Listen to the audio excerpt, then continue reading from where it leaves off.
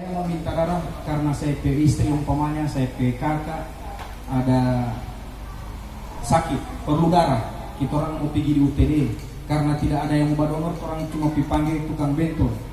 Tukang bentor ini orang tidak tahu kalau dia HIV positif. Umpamanya dia HIV positif, baru dia tiba donor. Apakah yang dia donorkan langsung dikasih ke orang yang kita orang mau bantu? Tidak. Tidak positif itu tidak bisa didonorkan, langsung dibuang darahnya, disisihkan, karena memang ada pemeriksaan yang khusus difilter untuk HIV/AIDS, ya. Kecuali tadi darah dengan darah ketemu, kita orang dapat pegang DP darah, kalau kita orang ada luka terbuka, nah itu tertular, ya. Bagaimana dengan gigitan nyamuk atau tusuk gigi pagi? Orang juga ini darah ini nyamuk ini kan biasa. Ini tiba-tiba sakit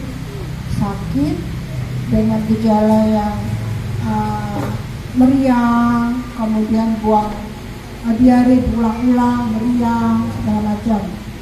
Nah, semakin lama yang tadi badannya gemuk, langsung gratis turun 50% bobot tubuhnya.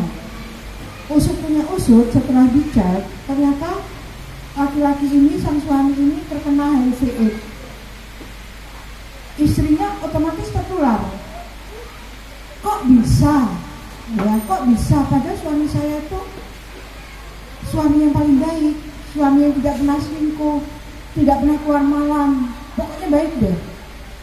Usut punya usut, teman-teman semua, ternyata sang suami ini mempunyai masa lalu sebelum nikah dengan istri ini.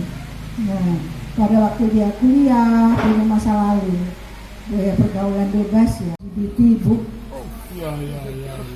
Jadi bangga banget loh dibilang LGBT. Mengaku dirinya LGBT itu bangga banget. Nah ini generasi muda kita mau dibawa kemana ini kalau kayak gitu? Bahkan minta sebuah pengakuan loh, dengan mengatakan itu kan dia mau menginginkan pengakuan ya. Dia Bu itu LGBT. Jangan nuduh itu pencemaran nama baik loh. Di sini nggak ada, paling tidak dengan adanya sosialisasi ini kita